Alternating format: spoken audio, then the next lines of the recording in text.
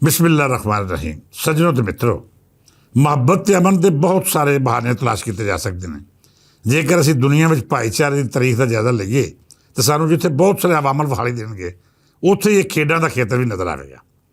ਖੇਡਾਂ ਦੇ ਮੈਦਾਨ ਜਿੱਥੇ ਇੱਕ ਦੂਜੇ ਨਾਲ ਰਕਾਬਤ ਦਾ ਜਜ਼ਬਾ ਬੇਦਾਰ ਕਰਦੇ ਨੇ, ਉੱਥੇ ਹੀ ਇਹ ਤਰਬੀਅਤ ਵੀ ਕਰਦੇ ਨੇ ਕਿ ਤੁਸੀਂ ਆਪਣੇ ਮੁਖਾਲਫ ਦੀ ਇੱਜ਼ਤ ਵੀ ਕਰਨੀ ਹੈ। ਜਿੱਤ ਹਾਰ ਖੇਡ ਦਾ ਹਿੱਸਾ ਹੈ।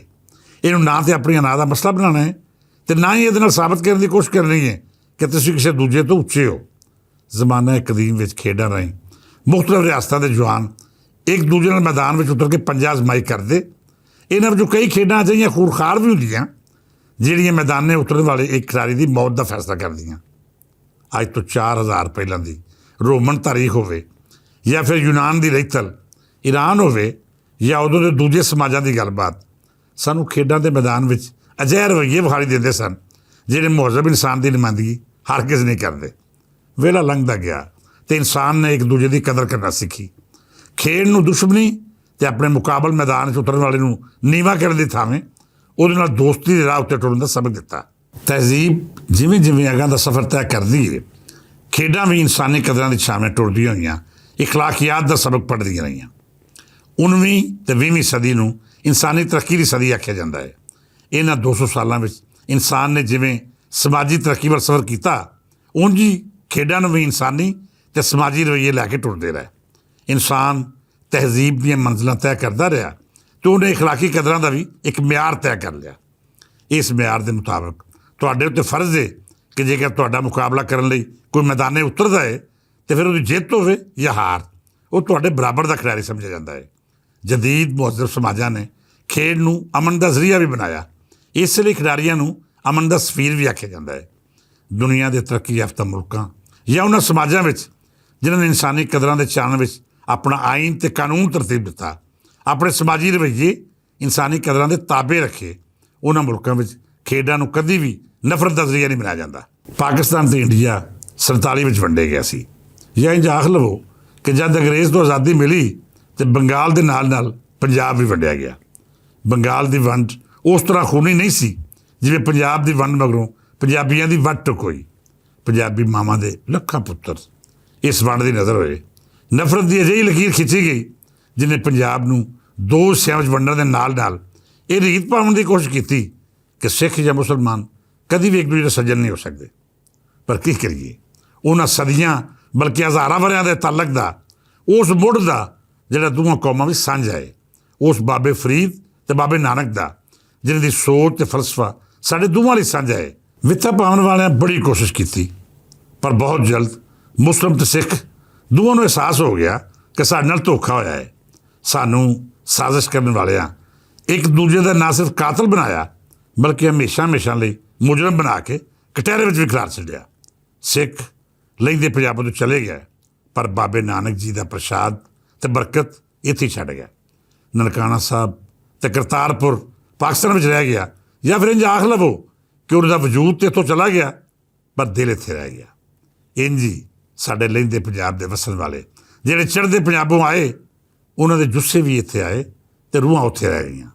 ਵੇਲਾ ਲੰਘਣ ਦੇ ਨਾਲ ਨਾਲ ਪਾਕਿਸਤਾਨ ਅਤੇ ਹਿੰਦੁਸਤਾਨ ਬੇਸ਼ੱਕ ਇੱਕ ਦੂਜੇ ਨਾਲ ਜੰਗਾਂ ਵੀ ਕੀਤੀਆਂ, ਪਰ ਦੋਵੇਂ ਪੰਜਾਬ ਆਪਣੇ ਮਾਜ਼ੀ ਦਾ ਤਜਰਬੇ ਪਾਰੋਂ ਨੇੜੇ ਹੁੰਦੇ ਗਏ। ਪੰਜਾਬੀ ਲਹਿੰਦੇ ਦਾ ਹੋਵੇ ਜਾਂ ਫਿਰ ਚੜ੍ਹਦੇ ਦਾ, ਉਹ ਆਪਣੀ ਬੋਲੀ ਬੋਲਣ ਵਾਲਿਆਂ ਜਾਂ ਆਪਣੀ ਰਹਿਤ ਨਾਲ ਜੁੜਤ ਰੱਖਣ ਵਾਲੇ ਨੂੰ ਕਦੀ ਮੰਦਾ ਨਹੀਂ ਬੋਲੇਗਾ। ਬੜੀ ਮਜਬੂਰੀ ਹੋਵੇ ਜਾਂ ਫਿਰ ਸਰਕਾਰਾਂ ਨੇ ਉਹਦੀ ਸੰਗੀ ਉੱਤੇ ਨਹੁੰ ਰੱਖਿਆ ਹੋਵੇ ਤਾਂ ਫਿਰ ਦੂਜੀ ਗੱਲ ਹੈ। ਇਹਦੇ ਬਾਵਜੂਦ ਸਾਡੇ ਦੋਵਾਂ ਪੰਜਾਬਾਂ ਵਿੱਚ ਵੀਰਾ ਗੁਜ਼ਰਨ ਦੇ ਨਾਲ ਨਾਲ ਮੁਹੱਬਤਾਂ ਦੀ ਸਾਂਝ ਵੱਧਦੀ ਰਹੀ। ਸੱਜਣ ਪਿਆਰਿਓ, ਜਿਵੇਂ ਮੈਂ ਅਰਜ਼ ਕਰ ਰਿਹਾ ਸਾਂ ਕਿ ਪੰਜਾਬੀ ਨਫ਼ਰਤ ਦਾ ਵਪਾਰੀ ਹੋ ਹੀ ਨਹੀਂ ਸਕਦਾ, ਅਤੇ ਜੇ ਗੱਲ ਆਪਣੇ ਪੰਜਾਬ ਦੀ ਹੋਵੇ ਤਾਂ ਫਿਰ ਤੁਸੀਂ ਸੋਚ ਵੀ ਨਹੀਂ ਸਕਦੇ ਕਿ ਪੰਜਾਬੀ ਮੰਦਾ ਬੋਲੇ ਜਾਂ ਫਿਰ ਆਪਣੀ ਵਿਛੜੀ ਹੋਈ ਧਰਤੀ ਬਾਰੇ ਬੁਰਾ ਖਿਆਲ ਕਰੇ। ਮੈਨੂੰ ਜਿਵੇਂ ਲਾਹੌਰ ਅਜ਼ੀਜ਼ ਹੈ, ਉਵੇਂ ਜਲੰਧਰ ਨਾਲ ਵੀ ਪਿਆਰ ਹੈ। ਜਿਵੇਂ ਮੇਰਾ ਗੁਜਰਾਂਵਾਲਾ ਜਾਂ ਵਜ਼ੀਰਾਬਾਦ ਹੈ, ਉਂਝ ਹੀ ਮੇਰੇ ਲਈ ਅੰਮ੍ਰਿਤਸਰ ਅਤੇ ਲੁਧਿਆਣਾ ਵੀ ਹੈ। ਮੇਰੇ ਸਿੱਖ ਵੀਰਾਂ ਦੇ ਜਜ਼ਬਾਤ ਵੀ ਇਹੋ ਹੀ ਨੇ।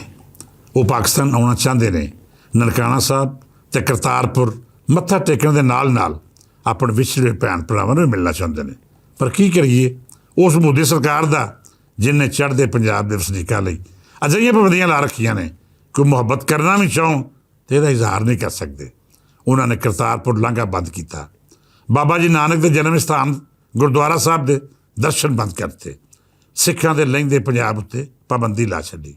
ਇਸ ਤੋਂ ਵੱਧ ਹੋਰ ਕੀ ਹੋ ਸਕਦਾ ਹੈ ਕਿ ਉਸ ਖੇਡ ਨੂੰ, ਜਿਸ ਖੇਡ ਰਾਹੀਂ ਸਾਡੇ ਮੈਦਾਨ ਆਬਾਦ ਹੁੰਦੇ ਨੇ, ਅਮਨ ਦੀ ਗੱਲ ਹੁੰਦੀ ਹੈ, ਇੱਕ ਸਿਹਤਮੰਦ ਮੁਕਾਬਲਾ ਵਿਖਾਈ ਦਿੰਦਾ ਹੈ, ਉਹਦੇ ਵਿੱਚ ਵੀ ਨਫ਼ਰਤਾਂ ਦਾ ਅਜਿਹਾ ਜ਼ਹਿਰ ਘੋਲ ਦਿੱਤਾ ਜਿਹਨੇ ਪੂਰੀ ਫਿਜ਼ਾ ਨੂੰ ਜ਼ਹਿਰੀਲਾ ਕਰ ਛੱਡਿਆ ਹੈ।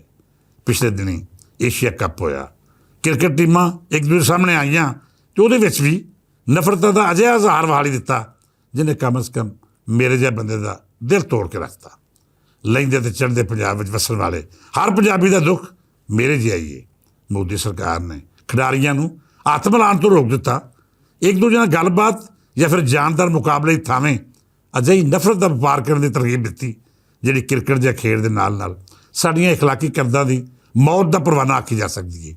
ਹਿੰਦੁਸਤਾਨ ਦੇ ਲੋਕ ਹੋਣ ਜਾਂ ਫਿਰ ਪਾਕਿਸਤਾਨ ਵਸਣ ਵਾਲੇ, ਦੋਵੇਂ ਪਾਸੇ ਅਮਨ ਦੇ ਪ੍ਰਚਾਰਕ ਨੇ, ਅਮਨ ਤੇ ਮੁਹੱਬਤ ਦੀ ਖਾਸ਼ ਰੱਖਣ ਵਾਲੇ ਅਕਸਰੀਅਤ ਵਿੱਚ ਨੇ। ਪੂਰਾ ਪਾਕਿਸਤਾਨ ਅਮਨ ਤੇ ਮੁਹੱਬਤ ਨਾਲ ਰਹਿਣਾ ਚਾਹੁੰਦਾ ਹੈ, ਪਰ ਮੋਦੀ ਸਰਕਾਰ ਨੇ ਹਮੇਸ਼ਾ ਆਪਣੀ ਸਿਆਸਤ ਨੂੰ ਪਾਕਿਸਤਾਨ ਨਫ਼ਰਤ ਕਰਨ ਦੀ ਰਾਹ ਪਾ ਕੇ ਆਪਣੇ ਮੁਫਾਦਾਂ ਨੂੰ ਹਾਸਲ ਕੀਤਾ। ਉਹਨੇ ਮੁਸਲਮਾਨਾਂ ਉੱਤੇ ਜ਼ੁਲਮ ਕਰਕੇ ਅਜਿਹੀ ਅੱਤਗਰਦੀ ਤੇ ਇੰਤਹਾ ਪਸੰਦ ਨੂੰ ਆਵਾਜ਼ ਦਿੱਤੀ ਜਿਹਨੇ ਪੂਰੇ ਹਿੰਦੁਸਤਾਨ ਵਿੱਚ ਵਸਣ ਵਾਲੀਆਂ ਅਕਲੀਤਾਂ ਨੂੰ ਇੱਕ ਅਜਿਹਾ ਖੌਫ ਦਾ ਸ਼ਿਕਾਰ ਕਰ ਛੱਡਿਆ ਜਿਹੜੇ ਨਫਸੀਆਤੀ ਮਰਜ਼ ਬਣ ਕੇ ਉਹਨਾਂ ਦੇ ਨਾਲ ਟੁਰਦਾ ਹੈ। ਇੰਤਹਾ ਪਸੰਦ ਹਿੰਦੂ ਤਨਜ਼ੀਮਾਂ ਅਸਲ ਹਾਕਮ ਬਣ ਗਈਆਂ ਅਤੇ ਜਿਹੜੇ ਸੈਕੂਲਰ ਸੋਚ ਰੱਖਣ ਵਾਲੇ ਸਨ ਉਹ ਵਿਚਾਰੇ ਆਪਣਾ ਆਪ ਬਚਾਉਣ ਦੀ ਜੰਗ ਲੜਨ ਲੱਗ ਪਏ। ਅੱਜ ਲਹਿੰਦਾ ਅਤੇ ਚੜ੍ਹਦਾ ਪੰਜਾਬ ਇੱਕ ਦੂਜੇ ਵੱਲ ਵੇਖ ਰਿਹਾ ਹੈ।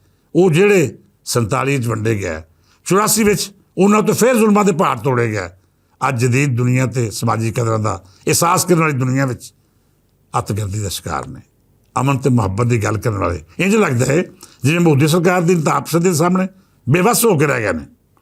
ਗੱਲ ਖੇਡ ਦੇ ਮੈਦਾਨ ਦੀ ਨਹੀਂ, ਬਲਕਿ ਉਸ ਰਵੱਈਏ ਦੀ ਹੈ ਜਿਹਨੇ ਇਸ ਖੇਡ ਦੇ ਮੈਦਾਨ ਨੂੰ ਇੱਕ ਦੂਜੇ ਨਾਲ ਨਫ਼ਰਤਾਂ ਦਾ ਮਰਕਜ਼ ਬਣਾ ਛੱਡਿਆ ਹੈ। ਸੱਜਣ ਬੇਲੀਓ, ਏਸ਼ੀਆ ਕੱਪ ਦੇ ਮੈਚਾਂ ਮਗਰੋਂ ਮੇਰਾ ਦਿਲ ਬਹੁਤ ਉਦਾਸ ਹੈ। ਜਿੰਨਾ ਚੜ੍ਹਦੇ ਪੰਜਾਬ ਦੇ ਵਸਣ ਵਾਲਿਆਂ ਗੱਲਬਾਤ ਕੀਤੀ ਉਹ ਵੀ ਬਹੁਤ ਦੁਖੀ ਨੇ। ਤੀਜੇ ਪੰਜਾਬ ਵਿੱਚ ਵੀ ਇਸ ਰਵੱਈਏ ਦੀ ਨਿੰਦਿਆ ਕੀਤੀ ਜਾ ਰਹੀ ਹੈ, ਜਿੱਥੇ ਚੜ੍ਹਦੇ ਅਤੇ ਲਹਿੰਦੇ ਪੰਜਾਬ ਦੇ ਦੋਵਾਂ ਹਿੱਸਿਆਂ ਵਿੱਚ ਵਸਣ ਵਾਲਿਆਂ ਦਾ ਦੁੱਖ ਜ਼ੇਰੇ ਬਾਸ ਹੈ। ਹੁਣ ਸਾਡੇ ਪੰਜਾਬ ਦੇ ਵਸਨੀਕਾਂ ਨੂੰ ਫੈਸਲਾ ਕਰਨਾ ਪਵੇਗਾ ਕਿ ਉਹਨਾਂ ਇਸ ਅੱਤਗਰਦੀ ਦੇ ਖਿਲਾਫ ਕਿਵੇਂ ਆਵਾਜ਼ ਚੁੱਕਣੀ ਹੈ। ਮੋਦੀ ਸਰਕਾਰ ਅਤੇ ਦੁਨੀਆ ਭਰ ਵਿੱਚ ਜ਼ਰੀਲੋ ਖਾਰ ਹੋ ਕੇ ਨਹੀਂ ਟਲ ਰਹੀ। ਅਮਨ ਦੀ ਖਾਸ਼ ਨੂੰ ਉਹ ਪਾਕਿਸਤਾਨ ਸਣੇ ਦੂਜੇ ਮੁਲਕਾਂ ਦੀ ਮਜਬੂਰੀ ਸਮਝ ਰਹੀ ਹੈ। ਹੋਰੇ ਉਹਦੇ ਕੰਨ ਵਿੱਚ ਕਿੰਨੇ ਫੂਕ ਦਿੱਤਾ ਹੈ ਕਿ ਦੇਸ਼ ਪੰਜਾਬ ਦੇ ਵਸਣ ਵਾਲੇ ਉਹਦੀ ਇੰਤਹਾ ਪਸੰਦਾ ਸੋਚ ਦਾ ਰੱਦ-ਏ-ਅਮਲ ਨਹੀਂ ਦੇਣਗੇ। ਇਹ ਉਹਦੀ ਤਾਂ ਗਲਤਫਹਿਮੀ ਹੈ ਹੀ। ਇਹਦੇ ਨਾਲ ਨਾਲ ਸਾਡੇ ਦੇਸ਼ ਪੰਜਾਬ ਵਿੱਚ ਵਸਣ ਵਾਲਿਆਂ ਨੂੰ ਵੀ ਇਹ ਗਲਤਫਹਿਮੀ ਦੂਰ ਕਰਨ ਲਈ ਆਵਾਜ਼ ਚੁੱਕਣੀ ਚਾਹੀਦੀ ਹੈ। ਅਸੀਂ ਲਹਿੰਦੇ ਵਿੱਚ ਅਮਨ ਦੀ ਗੱਲ ਕਰ ਰਹੇ ਹਾਂ। ਚੜ੍ਹਦੇ ਪੰਜਾਬ ਵਾਲੇ ਆਪਣੀਆਂ ਸਰਕਾਰਾਂ ਉੱਤੇ ਦਬਾਅ ਵਧਾਉਣ ਅਤੇ ਉਹਨਾਂ ਨੂੰ ਦੱਸਣ ਕਿ ਅੱਜ ਉਹ ਵੇਲਾ ਨਹੀਂ ਕਿ ਤੁਸੀਂ ਆਪਣੀ ਤਾਕਤ ਦੇ ਨਸ਼ੇ ਵਿੱਚ ਚੂਰ ਹੋ ਕੇ ਇਹ ਸਮਝ ਲਵੋ ਕਿ ਸਾਡਾ ਦੁਸ਼ਮਣ ਖਾਲੀ ਬੜਕਾਂ ਅਤੇ ਤੜੀਆਂ ਨਾਲ ਖੌਫਜ਼ਦਾ ਹੋ ਜਾਏਗਾ। ਖਾਸ ਕਰ ਦੁਸ਼ਮਣ ਵੀ ਉਹ ਜਿਹਦੀ 60% ਆਬਾਦੀ ਪੰਜਾਬੀ ਹੋਵੇ। ਬਹਰਹਾਲ ਫਿਰ ਵਿਚਾਰ ਵਟਾਂਦਰਾ ਕਰਾਂਗੇ। ਫਿਲਹਾਲ ਅਮਨ ਅਤੇ ਮੁਹੱਬਤ ਦੀ ਇਸ ਖਾਸ਼ ਨਾਲ ਇਹ ਦੁਆ ਹੈ ਕਿ ਰੱਬ ਸੱਚਾ ਸਾਡੇ ਮੈਦਾਨਾਂ ਵਿੱਚੋਂ ਨਫ਼ਰਤ ਦੇ ਜ਼ਹਿਰ ਨੂੰ ਖਤਮ ਕਰ ਦੇਵੇ, ਜਿਹਦੇ ਫੈਲਾਓ ਦਾ ਠੇਕਾ ਮੋਦੀ ਸਰਕਾਰ ਨੇ ਲਿਆ ਹੋਇਆ ਹੈ। ਫਿਰ ਮਿਲਾਂਗੇ। ਅੱਜ ਲਈ ਇੰਨਾ ਹੀ। ਇਜਾਜ਼ਤ ਦਿਓ। ਰੱਬ ਰੱਖਾ।